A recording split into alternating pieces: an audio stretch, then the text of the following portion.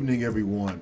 My name is Douglas Yamato Usher, and I'm here with my boy, my dog, George Kennebrew. Hi. Welcome Y'all back. surprised to see me? It shouldn't be a surprise. I've only just been in hibernation, but thanks to this guy, he came and pulled me out. So I'm back. There's nothing you can do about it. Hey man, let me give you guys an idea of what we're going to be bringing to you. This is the very first episode of the Therapeutic MMA Podcast. And what we're going to be doing is bringing you guys regional talent that nobody knows about, that nobody talks about, and we're going to expose it right here on the show. So what we want to do is give a lot of the regional fighters and the regional talent an outlet to come and just express themselves, talk about their journey, where they've come from, what got them into martial arts or grappling, wrestling, MMA in general, so they can tell their story. We on the regional scene, me being a former professional fighter myself and fighting on the regional scene majority of my career, a lot of us guys don't get to tell our stories because we get overshadowed by the guys that make it to the big organizations, to your UFCs, your Bellators, and your PFLs and 1FCs and things of that nature. On the regional scene, a lot of us guys don't get to tell our stories about where we come from and what we've been through.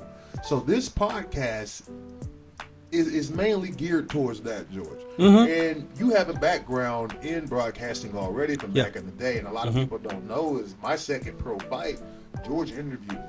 That's right. This was back in 2013. 13. Yeah, 2013. History. We're not strangers. This is history here. History in the making, for real. Mm-hmm. And I wanted to really do this podcast with George because me and George got similar backgrounds. We come from, we actually went to the same high school and didn't even know we were there at the same time. Right. Class of 07. Crazy, right? So George is a really good friend, man. He's a really great person. I just wanted to give George his opportunity to come and do this podcast with me, man. And let's get some Southeast local talent seen. Yeah. And get their voices heard. Yeah. Because I just feel like people on the regional scene, we don't get enough exposure, and nobody really knows who we are until we get that big break. But in actuality, a lot of your best fighters never get to make it to the UFC or get to make it to the big screen. Just like a lot of your best ball players, football, basketball, baseball players, don't get to make it to the pro leagues. A lot of them are in the minor leagues and never make it out. So on this show, that's what we're going to do. George, you got anything you want to say? Yeah. So just to give y'all a little quick background about me, I was born and raised here in Atlanta, Georgia, South Side to be exact. Grew up on the Riverdale side of Georgia, right over there off of 85, but currently live in Fayetteville. As my partner here said, I do have a background, very experienced background in MMA media. I used to actually have my own MMA outlet called MMA Mayhem. And as Doug alluded to, in his second professional fight, he was one of my first interviews. So this is really like a full circle moment for me. So when he came to me and he proposed this offer of like, hey, what if you and I bring our brilliant minds together and do a show and give these regional guys a chance to not only expose themselves, but to tell their stories. I said, man, that's money. That's what I want to do. I want to help people. I love to see people win. I love to encourage people. So my whole goal for this entire show is three things: to empower, to enlighten, and to uplift my fellow fighter. I want them to be as comfortable as they possibly can be. I want them to be their true, authentic self. And whatever they need to do to express themselves. You got to cry? Cry. You got to yell? Yell. Just don't be too hot in the mic levels. But anyway, whatever you need to do to express yourself, do that. But I'm just happy to be here and happy to share this platform with Douglas, man. This is truly an honor, and I'm very excited. Yeah, we're going to do some great things here, man. We're going to have some great interviews, and we're just going to start exposing a lot of local talent, not only here in Atlanta, but throughout the Southeast. the Southeast has a very, very strong MMA community. And honestly, man, for the amount of time that I fought from 2009 until last year, December 8th of 2023, I just looked at the Southeast as a whole for regional MMA, and there's some tough. There are a lot of tough gyms in the South. And honestly, man, I believe a lot of your hardest fights are in the Southeast region. There are a lot of good schools, not only in Georgia, but especially Florida, Carolinas, Tennessee, Mississippi, Louisiana. There's just a lot of talent, man. And we want to get some of you guys out, get you guys some exposure, man, so we can get some eyes on you. Everything shouldn't just be about the big leagues. No. Okay. A lot of people on the regional scene got a story to tell too. Yeah, I mean, and that's truly what it's really all about. When you have a platform such as this and a name apropos as Therapeutic MMA, just that word, therapeutic, that means safe space. That means, you're welcome to be you. We welcome anybody. You can be mainstream. You can be local. You can be regional. Whatever walk of life you come from and you want to get yourself out there, come to the Therapeutic MMA Podcast. We got you. Let's get into this therapeutic thing. I run an MMA gym. Okay. The name of my MMA gym is Usher Mixed Martial Arts. I'm located in Union City. Matter of fact, we're filming out of my gym right now. Okay. Now, when it comes to martial arts in general, martial arts is a form of self-defense, correct? Indeed. Okay. There's also a lot of people don't realize it's a form of meditation. Yep. Because you are exerting energy. You're focused, and naturally, things like jujitsu and things like that help you concentrate, clears the mind. Yep. So in a way that is therapeutic, but in my gym, I use my dojo. I really don't refer to it as a gym. My dojo is therapeutic because honestly, man, if you think about it, for another person to want to not even just go in the ring or in the cage, get locked in the cage with someone else, or put in a ring where you can't get out, it's just you, the other person, and the referee. There's something wrong with you.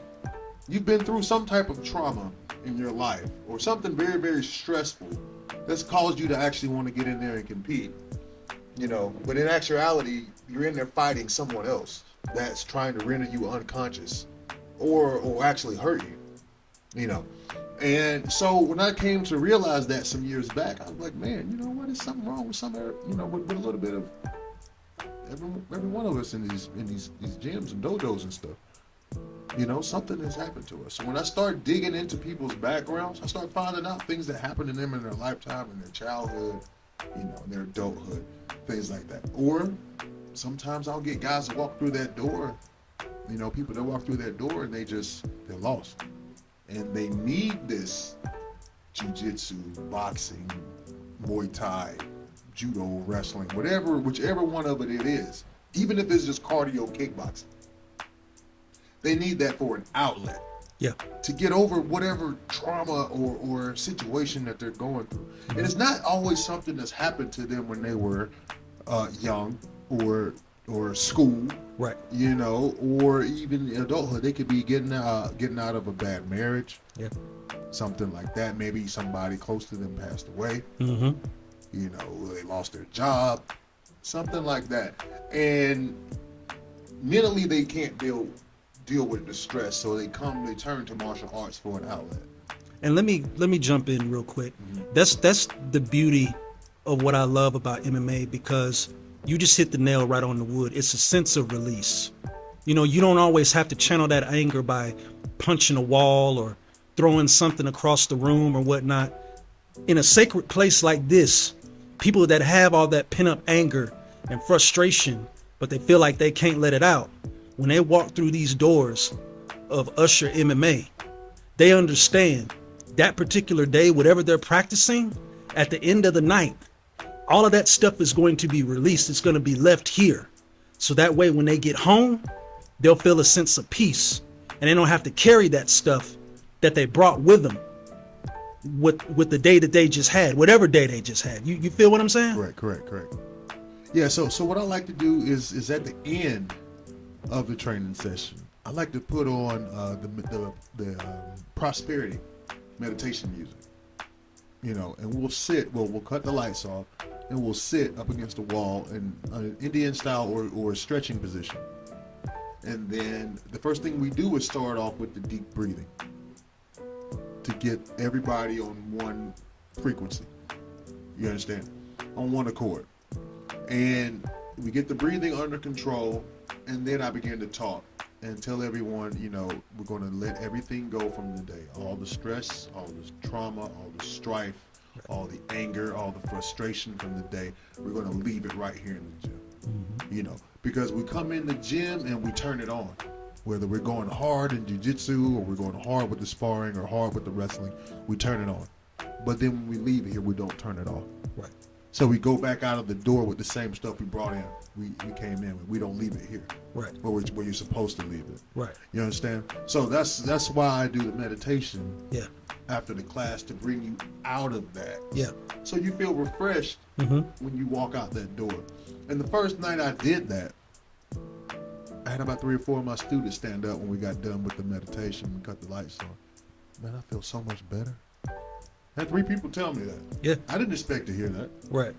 And that's when I realized, man, this stuff really is, in a way, a form of meditation. And it's therapeutic. Then I started to figure out that a lot of my students, man, actually needed stuff like that. Yeah. And they come to me, And I never noticed that with any other gym that I've ever been at. None of the students went to the coach about their personal problems. And that means something to me. Because a lot of my students come to me about their personal problems, and they don't even go and talk to a therapist about it. Right. And that's deep. When they can trust you that much. Yeah. To come and tell you, like, deep personal stuff. You would be ashamed to tell the average person. Right. Because you leave that door open for them, man. Right. They see that you actually care. They see that you're more than just a coach, sensei, whatever you want to call it. They see you as a authentic, true person. And that spirit that just reverberates, and it's just contagious. Like, even when I'm around you, even before we went on the air here, like when we're just cutting up and stuff, like, I see you as the same Doug, the man, as I do as the fighter. To me, it's no different. Right. The only difference is when you get ready to go compete, you just turn the aggression up, just 99% more. But after that, after it's over, you Doug the man, the father, Right. And that's how I see you. And I feel like that's how we should all be seen, as equal. Because at the end of the day, that's what we are. We equal. Mixed martial arts is just fighting. It's throwing hands and feet. But when we walk out those doors and go in our houses and lock our doors, we're people, man. Just walking the earth. Right. And that's real. You feel me? Yeah. That's a good observation, man. I appreciate that. Those are some kind words. But on another note, let's get to talking about some MMA stuff. Yeah. Shall we? Shall we? Because this is also therapeutic MMA. Okay, when you will get punched and kicked dead in your You'll get choked by me. I'll let him do the punching and the kicking. I just put you in a rear naked choke. It might be ugly, but you know what I'm saying? I just crank you, Anyway, don't put a little pressure. Put a little pressure. Put a little pressure. Yeah. A little pressure. Yeah. All right, so what we're gonna be doing, man? We're gonna. I can't wait to get a list of fighters, man, to start interviewing. Yeah. Because, guys, before we even went live with this, like to record, I was already getting like text messages in my phone about, hey man, where can I catch the podcast? Like they already wanting it. Like this is wild. We're not even really all the way out there yet, and they're already fiending for it. I'm just like, is this a dream? Like, what is going on right now? But that just goes to show you, real recognize real. Real recognize real, baby. Hey, and look, a lot of people know me, and a lot of people know you. I mean, you've been around a long time too. I think you was probably on the scene before me. Yeah, I think I was. I didn't take my first amateur fight till 2007. 10. Oh yeah. That was my debut. Johnson City, Tennessee, 2010, baby. Oh yeah. I was already good and on the scene. I was probably doing my first 2 interviews before I probably even met you. So yeah, that sounded about right. Yeah, man. 2010, Johnson City, Tennessee. Wow, what a time. I had my second amateur fight there too. Yeah. Okay. I love fighting up there, man. It's a great place. Tim Lloyd's a great guy. Tim Lloyd with Aries up in Tennessee. He's a really, really good guy, man. But yeah, so I can't wait just to get these fighters lined up. I got some guys that already want to come on the podcast. See, already guys, lining listen, up. Listen, this is a rough draft. This is the first show. This is a rough. Just a little appetizer. You know, just a little cheddar biscuits at Red Lobster. We ain't giving you the ultimate feast yet. That's the next episode. We're gonna give you the ultimate feast next episode. These are just the, you know what I'm saying, the mozzarella sticks, you know, the cheddar biscuit, you know what I'm saying, the Caesar salad, whatever you want to call it. You know those cheddar biscuits are butter biscuits. Oh, are they butter? Gotta butter your biscuit. Sorry, Red Lobster. Don't sue me for copyright infringement. I promise I didn't know the difference. That's why I got him though. He saved me. Still love your food though. It's great. Oh, gotta butter them biscuits. Gotta butter them. Shout out to Matthew Backus. Matthew Backus, you know what I'm talking about. Gotta butter your biscuit. Oh, Lord, medic. Oh, medic. He does it to me. I don't laugh this hard with anybody else. Only this guy and maybe like 2 other people. So look, man, I think it's gonna be cool, man. If we get hit up to go do some cover some shows. Yeah, on the regional scene. Yeah, I'm ready to get back out on the scene, man. Like I said, you brought me out of hibernation, so yeah, I'm good and ready to go, man. Let's kick it off. You miss doing that? Yes. Yeah. Yes. Absolutely. Okay. Yeah, let's get this show on the road. Let's. I know a lot of promoters. I'm sure you do. A lot. So we can put a lot of people on. Yeah, you think? Oh, I know. Okay. If they already asking for it, and we ain't even got to like the first episode, then they coming. Like Deion Sanders said, they coming. Man, trust me. I'm excited. I'm real excited. Oh, I'm ecstatic. This is great. This just made my 2024. And you know what? I can get some of my big time fighters down there too. You know, I know people that know people that know people. Of course. You train like everybody in the world. And train with some of everybody in the world. Yeah. Yeah. So I got some phone calls I gotta make. Yeah, get your peoples in there. All right, guys. So here's what to look forward to on this show, this podcast. Now, we're not just going to be interviewing fighters only. We're going to be interviewing coaches, promoters. We might even interview other people with podcasts. I know some other MMA podcast guys or fighting guys that cover martial arts on their podcast too. And even a good day, we might slide a couple of ring girls up in there. I mean, you just never know. Because, I mean, they need therapy too. You know what I'm saying? The ladies need therapy too. Ring girl therapy. Yeah. Therapy. Yeah. Not therapy. Therapy. Can we change this to a U-R? I think we could talk to our producer about that. T-H-U. Yeah. We need another R. Yeah. I think we could talk to our producer about that. Okay. So, yeah. We're going to have skits. Yes. We're also going to have technique of the week. And don't forget about the sanctuary of submission. That's going to be really cool. And we're going to have a bad referee. Y'all going to... Bad referee, yeah. Bad referee's going to be... You talking about throwing their feet in front of the fire, boy. We going to roast them. You see these, you see these almonds right here? Roast them. All right, guys. Look, we had fun today. Yes, we did. This is Doug Usher right here. And this is the livest one living, George Kennebrew. And we're going to catch you on the very, very first episode. For real. Therapeutic MMA, baby. It's just a rough draft, baby. We coming back with the real thing. Yes, sir. Peace.